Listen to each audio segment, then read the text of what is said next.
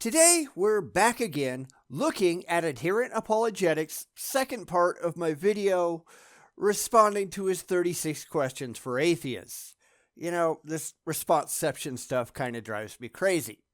Let's see if he's learned anything from the first video, or if this is just going to be a very long video pointing out everywhere that he's gone entirely wrong. Place your bets, boys and girls. The fun is about to begin.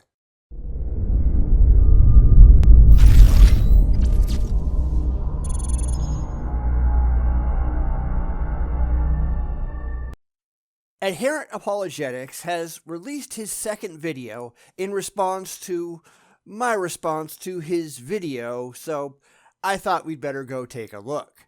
The first one, it wasn't particularly impressive. It was just a bunch of empty claims filtered through a thick pair of religious goggles that ignored evidence and went heavy on the emotions.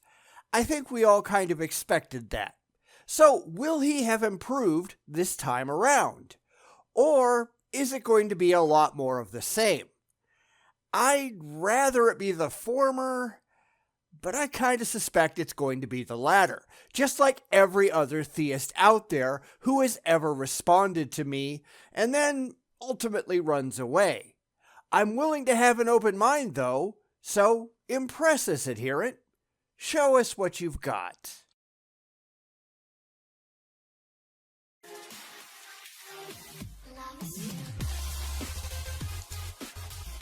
This is the second video in response to a YouTube atheist who put up a response to one of my videos. I highly encourage you to look at the first video if you haven't already. And I encourage you to look at the very long response I made to his first video, because I pointed out a lot of fundamental problems in his thinking and why he's still just completely wrong. Now, I've heard from subscribers who have already watched this video that it feels like he didn't even watch my first response. And I don't know if that's true or not. I know that for some people, creating content takes a while, so maybe this video was in the queue before mine ever came out. I'm willing to give him the benefit of the doubt, but we'll have to see if he's learned anything in the interim. And I'm not really holding my breath, are you? But let's get into this second video. I put up a video a few months ago called 36 Questions to Ask Atheists, and he put up his response to my 36 questions. So let's get into some more of his responses. Just to remind people, I'm going to put old content in black and white to differentiate it from the new content. And here's something that I'm going to suggest instead of just playing response-ception. How about just having a dialogue? You know, I thought about trying it in the comments of his video, but it seemed rather pointless because nobody on his side is commenting on his videos. Or, to be honest, even watching them. In the 3 weeks that his video has been up, and I'm finally getting around to responding after the holidays, only 33 people out of his supposed 500 subscribers have seen it, and absolutely no one has commented. No one. Not a single person. It's as though no one even cares. Whereas there's always a rollicking conversation going on in the comments on my videos. Who is even paying any attention to his responses? I find that rather curious. Why is the universe so fine-tuned? It's not. Now, first, you'd have to define what you mean by fine-tuned. It certainly isn't fine-tuned for humanity, considering that the overwhelming majority of the universe is deadly to mankind. Huge swaths of our own planet are unlivable without technological advancements. Is it fine-tuned for life? Not that we can tell, and we only have a single example of planetary life as it is to compare it to. The religious don't seem to understand what it is that they're talking about. Do we have physical constants? Yes. Does everything follow those physical constants? Yes. Why? Because they developed where those physical constants existed. Everything that you see is the way that it is because of how it developed. There was no plan, there was no design that we can find. Stop making things up. So, to define fine-tune, I'm talking about the constants that we have being at certain values which support a universe and support the existence of life. Which I have already addressed. But here's the thing. You are asserting that there's a purpose behind it. That there is a reason why those constants are what they are, specifically so that life can develop. That's your claim. It would be nice if you got around to proving that your claim was at all demonstrable. And of course, he doesn't do so because it simply isn't. It's like the puddle in Douglas Adams' famous bit, claiming that the hole was designed just for the specific purpose of the puddle living in it. That's a claim. How do you prove it? And if you can't prove it, why should anyone take it seriously? But maybe I'm getting ahead of myself. Let's see where else he goes. He starts off by saying that the universe is not fine-tuned. And I stand by that. If it was fine-tuned for life, his words, then we ought to see a lot more life than we do. Our form of life, for instance, ought to be able to survive in a lot more places than it can. If the universe is specifically designed for life, his words, then why is the majority of our own planet, the planet we evolved on, inhospitable to our form of life? Now, maybe it was designed for, say, bacteria. Okay, I can understand that. Bacteria have a much wider range of habitats than we do. They can exist under a lot more conditions than we can. We can even find different forms of primitive life that can survive, for short durations at least, in the emptiness of space. If that's what you want to go with, I'll be a little more forgiving. But here we have a human following a specifically humanocentric religion that pushes the supremacy of mankind, saying that their imaginary friend made everything specifically for us. We were given dominion over everything, at least according to the Bible. Look it up. Well, that's obviously not true because we exist and we're talking right now. The universe is fine-tuned to us. No, that's not a rational definition of the terminology. Rocks exist too. Does that mean that the universe was fine-tuned for rocks? Black holes exist, and there's a lot of them out there. Is the universe fine-tuned for black holes? See, this is the problem with this idea. Just because life exists, that doesn't mean that the universe was fine-tuned for life. He's not differentiating between a universe made for life and a universe where life was simply possible. I already explained this in my previous video, which apparently he didn't watch. Life formed because under the conditions that exist, it could form. That doesn't mean that it was intended. There's no reason to think that we are here because some magical man in the sky wanted us to be. That's the point. Things can exist without being planned. Things can happen without being designed. That's why this entire concept is just ridiculous. It's an emotionally comforting idea for people who really aren't that concerned with reality. Now, he makes the claim that most of the universe is in fact deadly to mankind, and he cannot be more right to this claim. Yup. So the idea that the universe was fine-tuned for life, even if you're not talking specifically about human life, it all falls apart. Even our own planet isn't fine-tuned for our form of life. That's why we evolved in an equatorial region and only spread out as our technology grew to make it possible. If God wanted us to be masters of the planet, Why didn't he create the whole thing a balmy 75 degrees with no predators that could eat us? It's these questions that they just don't have answers to, you know? This doesn't change the fact, however, that I exist and that you exist, and I believe that his point actually helps add to the case that there is in fact an intelligent designer. And you just went right off the rails. This is the difference between holding an emotionally comforting religious position and having a rational brain. This is confirmation bias in action. It's the desire to desperately get to that pre-existing belief that you already have in your head, no matter what. When the only tool you have is a hammer, everything looks like a nail. When the only belief you have is a God, everything starts to look like God did it. Let's just take a step back and look at this for the moment.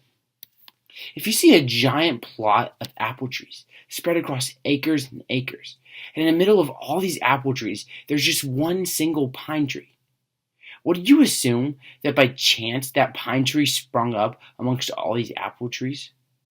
It's certainly possible. We do know that seeds can spread for long distances before finding fertile soil. But here's another thing that you're not considering. Here's a scenario I just came up with. There used to be a ton of elm trees in Minnesota. Then came Dutch elm disease, spread by the elm bark beetle. The vast majority of those trees died, but not all of them. There are resistant strains of elm tree that are not harmed by the disease. So in your example here, and I know I'm going into a lot of depth on this, but it does prove my point, but maybe there was once a vast grove of pine trees or whatever he put at the center. Then they were affected by disease or infestation, and the majority of them died. One that just so happened to be at the center was resistant to whatever killed the rest. The others rotted, creating a fertile zone for new trees to spring up, in this case, apple trees. There's a very clear example of the illusion of design where no design exists. It's an entirely natural phenomenon that someone with an agenda, like Adherent here, can use to push an existing agenda where no support actually exists. Of course not. Someone would have had to plant that tree there. And I just proved that you are wrong. Or, as my daughter, who just walked into the room and heard me writing this, just said, "You know the birds exist, right?" This is what happens when you have an agenda and you aren't willing to step back and examine the facts objectively. Everything is not a sign of your imaginary friend. It's just not. The fact that we live on a planet where life exists, and we exist, compared to a universe where every other planet that we have observed up to this point does not have life on it. Well, we don't know that. There are a lot of planets out there that seem to be habitable. We just have no means at present of confirming whether or not there's life there. But even ignoring that, this seems to disconfirm your whole premise, that the universe was created specifically for life. One planet in the middle of nowhere that just so happens to have life, that doesn't seem to fit with your conclusion, does it? Points to the fact that there is something very special about Earth, and that there is a designer. But that's not the universe, is it? Or does it point to the fact that we simply don't have enough data to come to any conclusions? What happens when we find that the universe is teeming with life? Oh right, you just move the goalposts around. Earth is special. Oh wait, there are billions of planets out there with life. Well, that just proves the universe was created for life. Come on, make up your mind. Regarding his beliefs that the universe developed based on the constants that governed it, he is right, again. But once again here, he's missing the larger picture. A lot of these constants that are fine-tuned are constants that would decide whether planets would exist, or whether stars would exist, or whether galaxies would form. And you're right. And if they didn't happen as they did, then we wouldn't be here to ponder it, would we? We have to go back to the puzzle analogy. If there was no hole, then the puddle couldn't marvel at how perfect the hole is. You are just taking a situation and demanding that the situation means something when there's no evidence that it means anything. Again, this is just confirmation bias. You are demanding meaning where there's no evidence that meaning exists. You have a goal in mind, and everything has to lead to your goal. Yet, if you look at the same data without that goal in mind, it looks perfectly rational on its own. The problem is your goal. It isn't the data. If there were no planets, or no stars, or no galaxies, there's no possibility of life occurring in any form, granted that there is more forms than the carbon-based life that we are. Again, you don't know that. For all you know, just spitballing it here, life in a universe without matter could be energy-based. I don't know. It could be something you can't even imagine. And in that universe where matter doesn't exist, that energy-based life could be sitting around marveling at how wonderful it is that their universe was created just for them. All it takes is a minimum level of intelligence and an ego, and the religious seem to have that in spades. Take, for example, the gravitational constant. If it was just slightly larger, the universe would become too hot and burn out way too quickly for life to occur. If the constant was slightly lower, stars would never burn, and heavy elements could have never been produced. In either one of these alternate scenarios, no form of life could exist, and there are many other constants that if they were just slightly different would lead to no form of life, carbon-based or not, being able to exist. Then, lucky for us, things turned out the way that they did. For all we know, there are trillions of other universes in the grand cosmic multiverse where there is no life. And intelligent life isn't pondering why there's no life because nobody is there to experience it. The only reason you can even think about the existence of life is because you happen to have existed in a universe where life existed. If you didn't, you couldn't. You know, it's the little things. Let's keep going and see what he says next. If your answer is the multiverse, why is there no evidence for this theory? It has nothing to do with any potential multiverse, which is supported mathematically, but no, we haven't found any physical evidence of it. The answer isn't the multiverse. It's reality. I brought up the multiverse because most atheists do acknowledge fine-tuning, and this includes just about every atheist in any academic circle. No, we don't. We acknowledge the existence of a universe where the conditions are such that they support the development of life. That's not the same thing as fine-tuning. Fine-tuning assumes purpose and a creator. No atheist does either. So you're just wrong again. And a lot of these atheists will bring up the multiverse as a counter-argument to the fine-tuning argument. No, they bring up the multiverse because it's an interesting idea. Scientifically, the idea came up with Erwin Schrödinger back in 1952 when he revealed that his equations suggested that other potential universes might exist. As I said, we don't currently have any evidence that an actual multiverse exists, which is why it's ultimately irrelevant to the argument. However, that doesn't mean that the religious get to run around declaring that this is the only universe either. That idea also has no evidence. This is why false dichotomies fail. The idea that if you can dismiss one idea for whatever reason, the remaining possibility must be true. That's simply fallacious. Your claim is only valid if you have evidence to support the validity of your claim. There is no default. The best supported side wins, and your side has absolutely nothing at all. Additionally, I'm glad that he does acknowledge that there is no evidence for the multiverse, but there still needs to be an explanation for the fine-tuning of the universe. That fine-tuning that simply doesn't exist, you mean? And this is another point that just has to be made. Is there an explanation for the presumed fine-tuning? Maybe. Does that mean that we know that explanation right now? No, it does not. The explanation based on current data is, I don't know.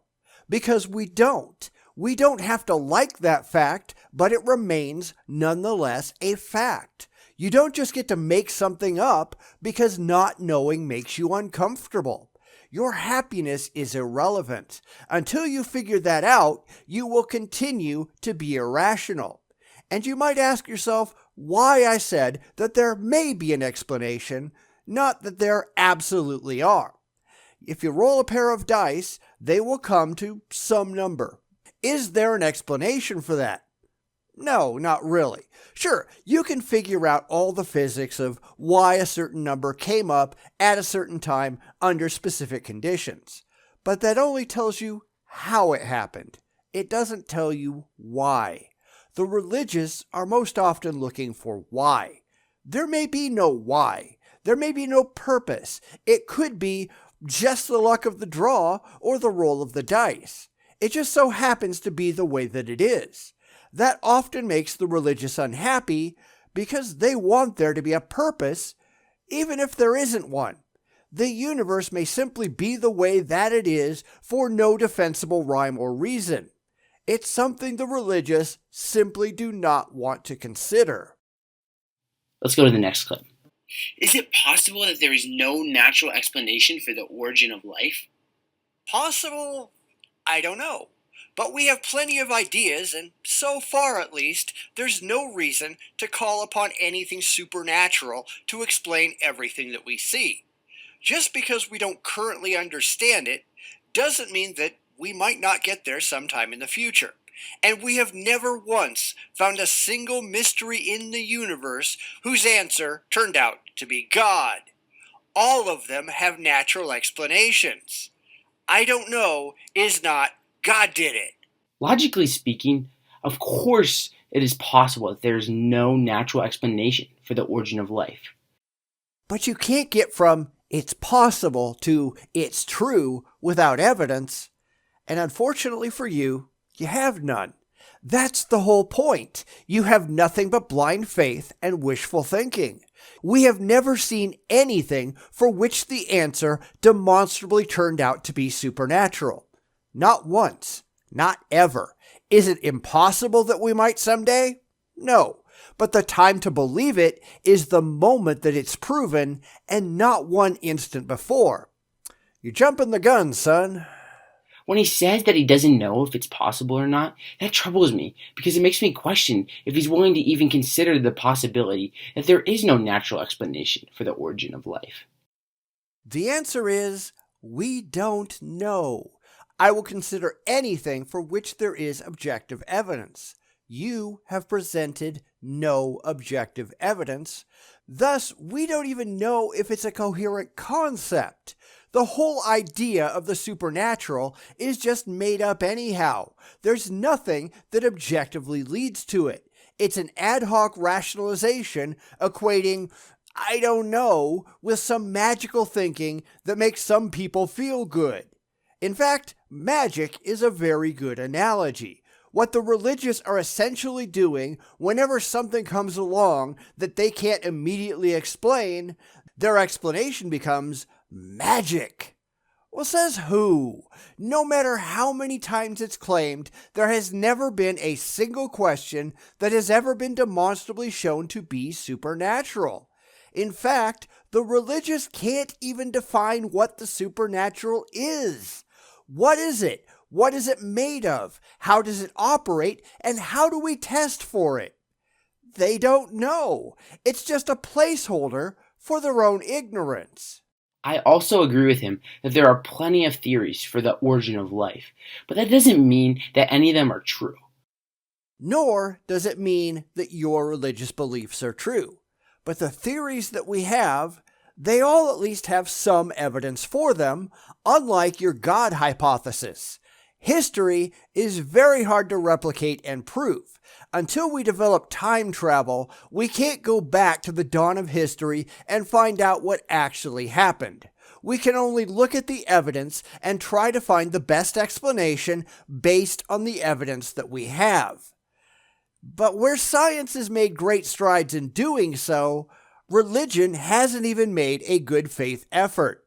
They're not interested in finding out what actually happened. They're only interested in their feelings. And if made-up stories in books of mythology make them feel good, well, hey, they're just going to go with it.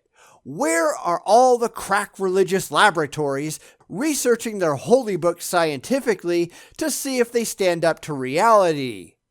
Oh, wait, they don't exist. When I interviewed Saigar, a PhD biochemist who studies the origin of life extensively, he said that the more he studies the origin of life, the more he believes that there is no natural explanation for the origin of life. Okay, I have no idea who he's talking about, so I really can't respond to this.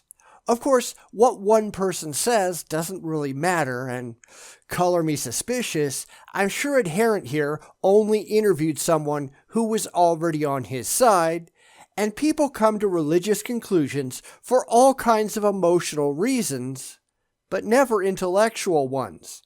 I can go back to Francis Collins, who is a brilliant scientist, but who was convinced that God was real because he found a frozen waterfall. Yeah, so I'll let that one pass until I have more information. He also is right, again, when he says that most things that we observe have a natural explanation. However, to say that because all things have only been proved to have a naturalistic explanation, therefore everything has a natural explanation, is bad reasoning. That's not what I said. I said that we have yet to find anything that has a non-natural explanation. There are a lot of things that have been claimed by the religious to have a supernatural explanation, and when examined objectively, it doesn't turn out to be so. With all of these claims, not one has ever actually turned out to be demonstrably supernatural. Not once. And that's kind of interesting, don't you think? I'm not saying it's impossible. I'm saying that your track record sucks. I'm saying that there's only so many times that you can cry wolf before we stop believing you.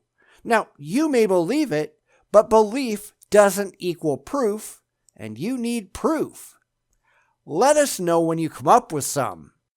It excludes supernaturalism from the start as an explanation for many major philosophical and scientific issues. No, it doesn't. It points out that you have no actual basis for making these claims. It doesn't make the supernatural impossible. It just makes it increasingly improbable that with as many things as you people have claimed to have been caused by the supernatural, you have never once been demonstrably correct. Then maybe we need to start examining your preconceptions, because obviously you're doing something very, very wrong. In order for you to demonstrate that the supernatural is even a category worth considering, you have a lot of work to do first. You need to be able to show that the word supernatural has any actual meaning beyond trying to prove your unjustified and unsupported religious claims. Because so far, that's all it is. I really believe X, therefore I'm going to create this entirely new realm of reality, label it supernatural, and then demand it has to be real because believing that it's real makes me happy. That's all you're doing. You have to do a whole lot better than that. Naturalists disregard supernatural explanations, usually before they even examine them, because they only believe natural explanations are possible. Because only natural explanations have ever been observed. Now, that's not to say that supernatural explanations aren't hypothetically possible. But hypothetically means nothing. You need demonstrable fact. You need to tell us what the supernatural is, not just what it is not. What constitutes the supernatural, and how would we objectively test for such a thing? Because so far, it's just been a catch-all term for things you can't explain that you'd really like to be explained by your imaginary friends. What you want to be true doesn't matter. We only care what is actually true, what is demonstrably true. And you people are nowhere close to making the supernatural label any more than wishful thinking. That's bad reasoning. And if you want to examine the supernatural explanation seriously, go through some of the near-death reports, miracles, and more. We have. None of them stand up to any critical scrutiny. We understand near-death experiences. They are well documented and well understood from a scientific perspective. They can be explained just fine through brain chemistry. We don't need the supernatural to explain them at all. It is yet another case of the religious making a claim that they simply cannot objectively back up. And miracles? Seriously? There isn't a single example of a demonstrable miracle, period. Keep in mind, you can't say, "I don't get it, therefore God." That's not rational. If you want to use God as a legitimate explanation, you have to prove that not only did God do it, but that God exists in the first place. Get to work on that. Otherwise, miracles, like the supernatural, are just an ad hoc rationalization for getting to your emotionally comforting, pre-existing belief when you have absolutely nothing resembling objective evidence. Where does consciousness come from? It's an emergent property of the brain. There is no evidence of any kind that anything else is going on. If someone suffers brain damage and there's... One of my main issues... All right, why did he cut me off in the middle of a sentence? Is that just bad editing? Or is he trying to avoid dealing with something? I mean, it's an honest question, one that I doubt I'll ever get an honest answer to. But whatever, let's let him get on with it. One of my main issues with his response to my question about consciousness is his sources. Regarding the idea that consciousness just comes from the brain, this has not yet been determined, and he makes it sound like it's a conclusive fact. I said that we have no evidence that anything else is going on. None whatsoever. Apparently, Adherent doesn't understand how science or rationality actually works. Every shred of evidence that we have shows that consciousness is an emergent property of the physical brain. All the religious can do is stomp their feet and go, "Nuh-uh." That seems to be their go-to methodology. It doesn't make them happy, therefore it can't be true. I think the thing he hates most about my responses is that I expect him to come up with more than just empty claims and faith-based assertions. If that's correct, then yeah, he's right. I do expect that. And he, like all other apologists, is entirely incapable of providing it. The failure here isn't mine, it's his. He can't pony up anything remotely rational. He's just looking for a way around it, and when somebody points out that's what they're doing, he gets mad at the other guy for daring to suggest that he's wrong. This is not how intellectual discussions operate.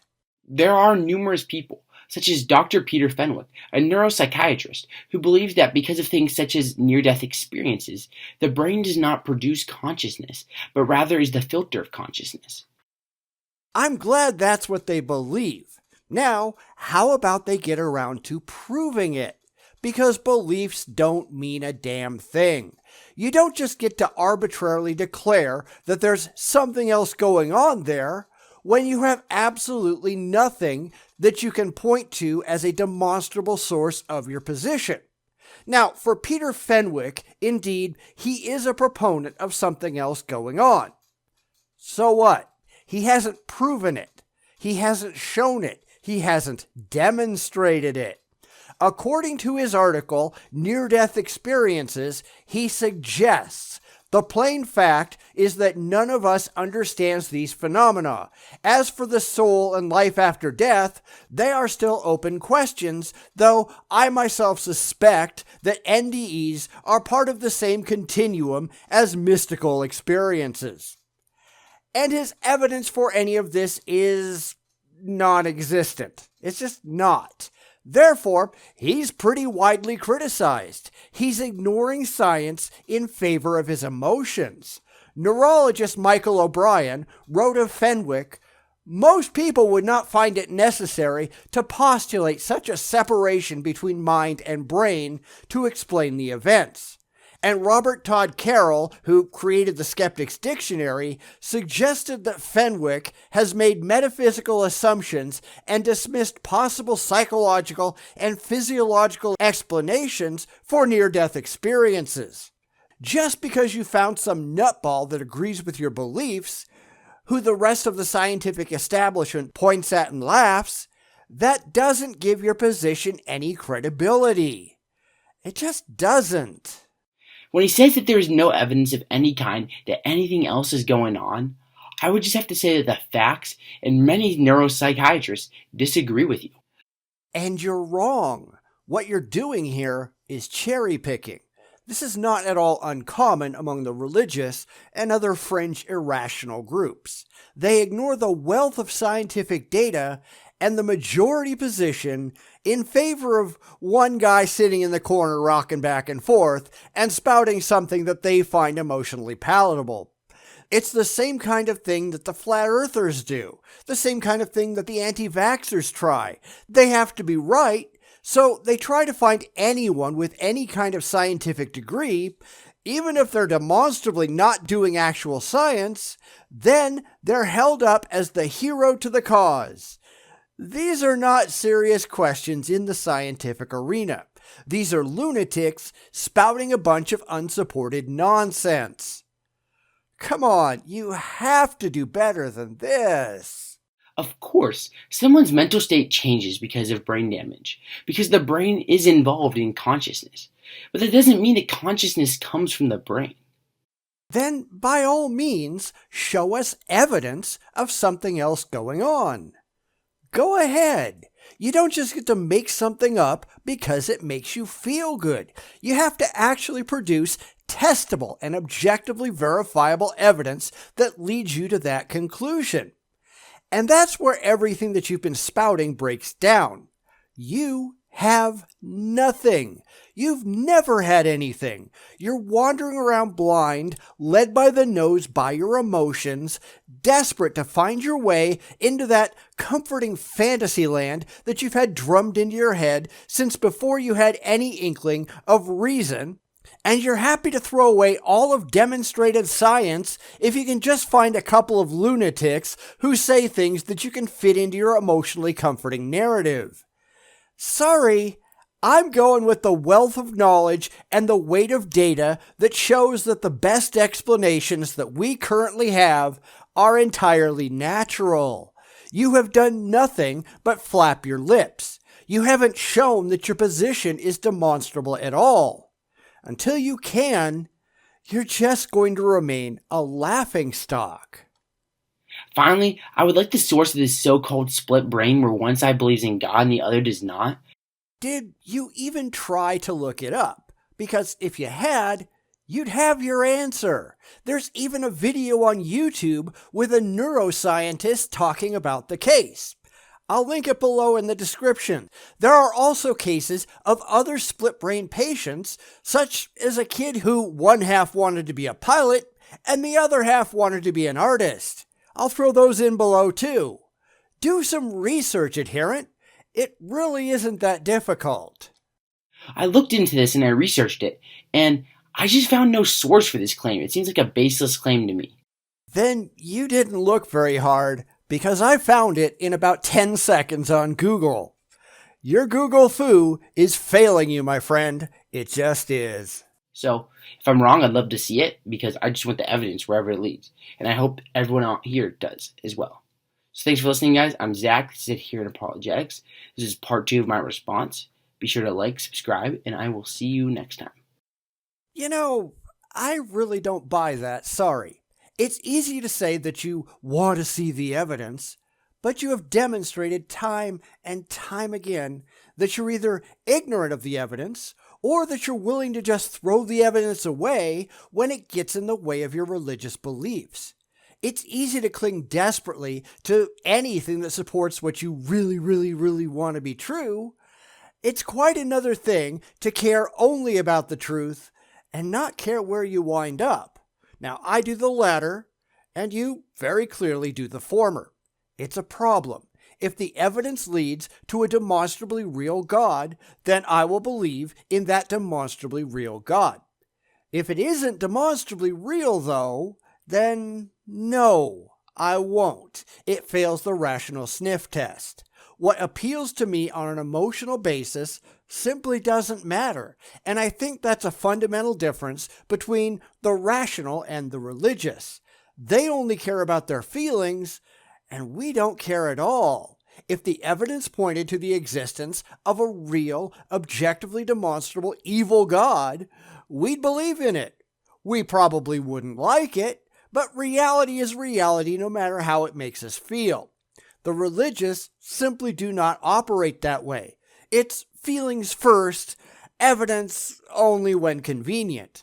For them, they would rather listen to the crazy guy over there talking to himself because he's saying something they want to hear, rather than just accept the overall evidence, whatever it happens to show, regardless of what they really wish was the case, and just deal with the evidence as it is. One side is rational, one side is not. Guess which side Adherent is on?